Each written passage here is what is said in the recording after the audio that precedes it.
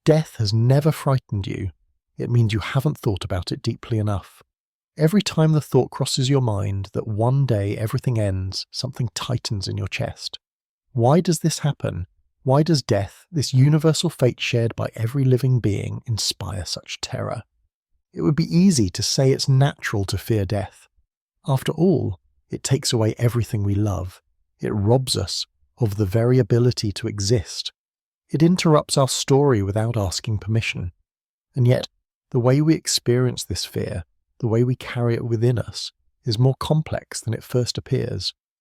In the next few minutes, we'll explore why the human mind fears death, how this fear quietly shapes our daily lives, what psychology and philosophy have to say about it, and, most importantly, how to transform this fear into a compass for a fuller, more meaningful life. Think of the last time you heard about someone's death. Whether you knew them personally or not, you probably felt that shiver, that indescribable tightening, a brief, heavy pause, followed by the thought, "What about me? When?" That feeling isn't weakness. It's the most human of instincts, the collision between our will to live and the knowledge that one day, whether we like it or not, we will die. This fear doesn't only appear in life's big moments, like funerals or fatal diagnoses. It hides in the everyday, disguised. It's behind our constant need for validation from others. It's in our obsession with controlling every detail around us. It fuels the perfectionism that exhausts us but never lets us rest.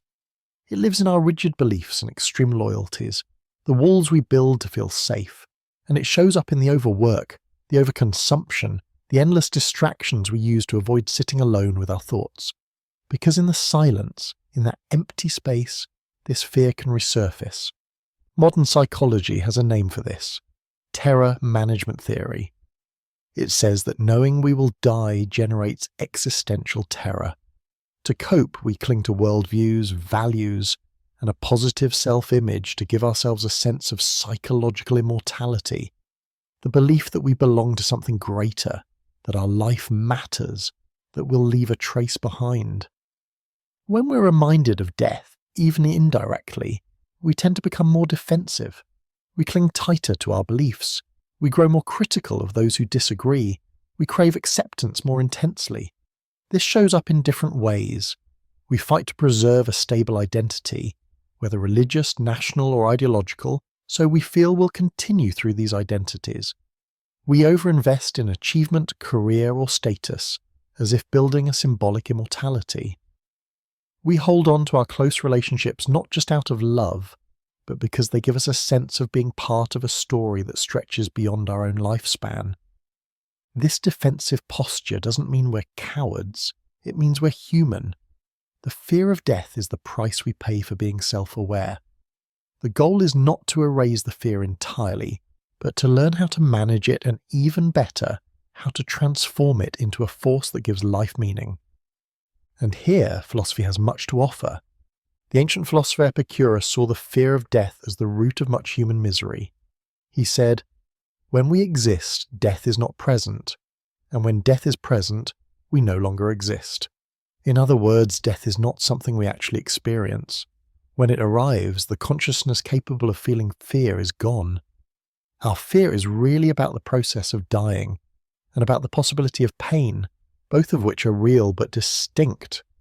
Think about the state you were in before you were born. There was no pain, no suffering, not even awareness. Why should a similar state after life terrify us? Many people object, but death robs me of all the good things that could have happened. Epicurus would answer, then live in such a way that today is enough. If your joy depends solely on some tomorrow, you're building on sand. If you can find completeness in the present, the fear naturally shrinks. The Stoics took a different but complementary path. They didn't push death out of mind, they kept it front and center. Memento mori, remember you must die, wasn't meant to depress, but to clarify. Marcus Aurelius wrote in his Meditations, "You could leave life right now, let that determine what you do and say and think."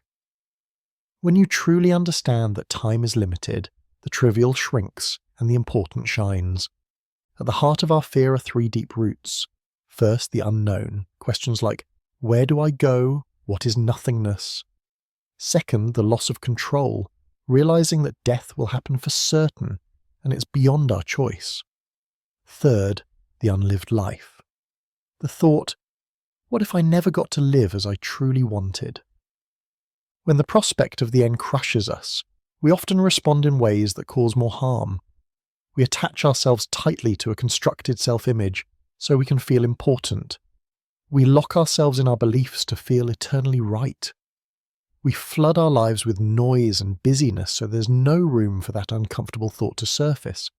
The answer is not to say, just don't think about it. The answer is to think about it carefully, humbly, and concretely, and to let that reflection clean up your life. One starting point is to bring this awareness into your day in a creative way. Every morning ask yourself, if today were my last day, what would I do first? Maybe it's something small, a phone call, a walk, and I love you. Write it down and make it happen. Another step, separate what is in your control from what isn't. The timing of death is not in your control, but the way you live until that moment is. Put your energy there. Another practice, take the view from above. Imagine seeing yourself from overhead, then your city, your country, the entire planet, and finally all of human history. Suddenly, personal anxieties shrink, your true values stand out. And think about the trace you want to leave, not for glory, for substance. Maybe it's a piece of work, a kindness offered, a piece of wisdom passed on. This is symbolic immortality at its best, leaving the world slightly better than you found it. The fear of death doesn't vanish with tricks. It quiets when we fill out with substance. When our days are rich with what truly matters, truth, love, generosity, the end doesn't erase life, it completes it. So today, think of one small action as if it were your last chance. Calling someone you love, offering an overdue apology, starting something you've been postponing. These acts give weight to the moment and reconcile us to the inevitable. The thought of death is heavy, but it can be made light when we turn it into a guide. Instead of paralyzing us, it can push us to live more vividly, more authentically, more mindfully. We don't fear death because we hate life. We fear it because we love life. And perhaps the best way to defeat this fear is to live a life such that when the time comes, we can say, I was here, I lived, it was enough. If this video helped you see the fear of death with clearer eyes, subscribe so we can keep walking together toward a life with more meaning. In the comments, share one small action you'll take today as if it were your last. A phone call, an apology, a first step you've been delaying. Our community is built on real, honest moves like these. Hit like, share it with someone who needs it, and tap the bell so you don't miss what's next. Until then, live deliberately. Every day counts.